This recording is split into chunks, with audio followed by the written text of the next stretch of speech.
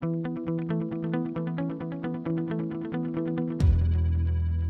so it's Nugget time, and somebody recently asked me why I read so much and why I push others to read so much. And I thought that's a great question, so I'm going to give a quick answer because I think there might be a nugget inside of there. So the shout out for that person was to Leandry. Leandry, thank you for asking me that question. So sometimes I talk about how early in my sales career, my goal was to be rich. Like many people, I really just wanted to be a millionaire. And back then, it wasn't because I wanted to be famous or live a rock star type lifestyle. I did want to have like a big house and go on fancy vacations and have like a fairly plush lifestyle. But mainly, I just wanted to give my future family and myself better options and opportunities, and definitely make sure that they didn't grow up in the financial situation that I was raised in. So in order to learn more about how to get rich or become a millionaire, I started listening to audio cassettes and reading books. Like this one, I found at my desk the other day, and this is from 1997, and it's Creating Wealth Step by Step by Brad Richdale. So when I started, listening to cassettes like this and reading books, I used to say things like, I don't like to read, just like a lot of people that I meet today. But it didn't take long to change that habit and self-talk. Once I started reading a little bit about how to get rich, I eventually ran into a few really good books. Books like The 7 Habits of Highly Effective People by Dr. Covey.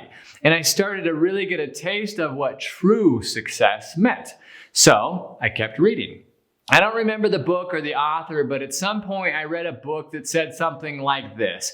If you read 300 books on sales and success, you're going to be one of the top experts in the world on sales and success, and you'll have the knowledge you need to become a millionaire.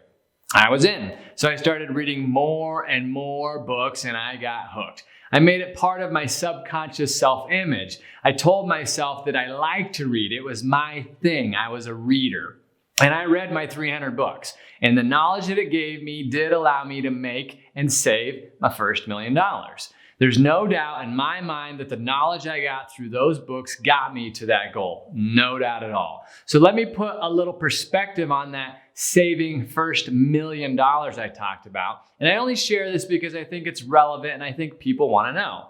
It's not an ego thing either, because I know a ton of people that are a lot more financially successful than I am, and I'm still working on building my net worth. So to get rich, it took me 14 years of studying, working, and saving to have that first $1 million.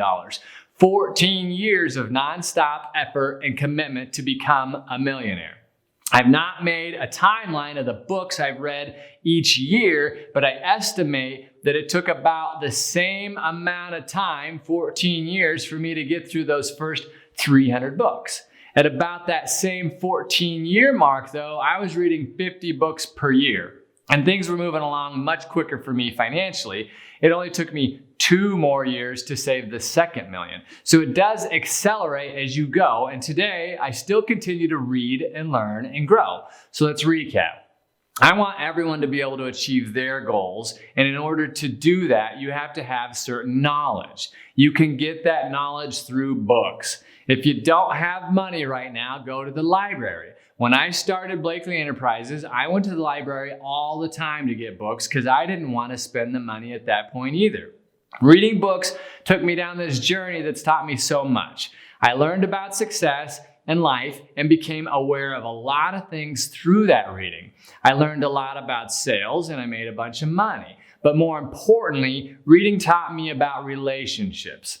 How to be a better parent, how to be a better spouse, friend, leader, business person, and student. It taught me how to be more grateful and understanding. It taught me about things like rejection and influence, fear, emotional intelligence, and even quantum mechanics. Now, I'm definitely not perfect, as they say, and I have a long list of things that I want to improve on and learn about myself. My journey's far from over, and I have plenty more work to do. So don't think I'm acting like I have it all figured out. I feel quite the opposite, actually. That's why I keep reading and learning. As I've mentioned before, it doesn't have to be just books either, and it really shouldn't be. However, I think a big part of your learning should come from good old-fashioned books. So maybe you set a goal for yourself to read 300 books on the topic that you want to master. For a lot of you, that may be sales, psychology, and influence.